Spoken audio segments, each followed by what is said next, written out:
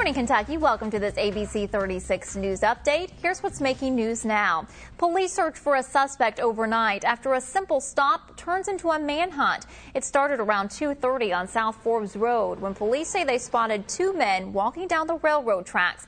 They tried to stop them for trespassing, but one of the men took off running.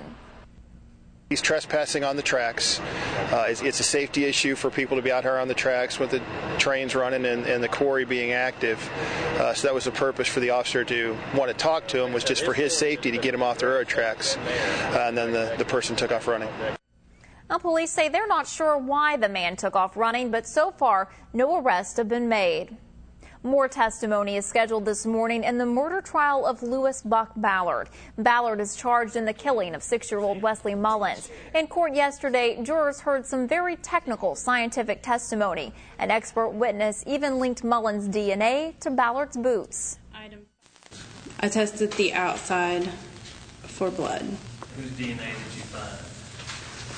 I found that the male DNA profile from left and right boots matches Wesley Mullins at all loci.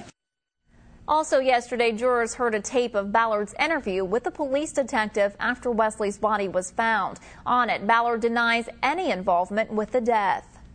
The Urban County Council will hear a first reading tonight on a proposed sidewalk smoking ban near the UK campus. UK officially goes smoke-free next month, but under the rule, people would still be allowed to smoke on city sidewalks adjacent to campus. But UK is asking the city for permission to enforce the ban to the curb. If passed, the ban would affect everyone who steps foot on campus, from students to delivery drivers. The airport's interim director gets the permanent job. The board voted unanimously yesterday to offer the job to Eric Frankel. He's been interim director since January after reports of excessive spending on trips and gifts by previous managers.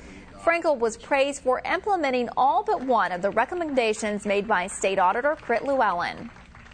There's no question we've had a challenging 8 months, but I'll tell you what, the staff and the board and the community have been incredibly receptive. We've made an incredible amount of changes, and I think it's going to be a great environment going forward. The board now enters into contract negotiations with Frankel to make the move official.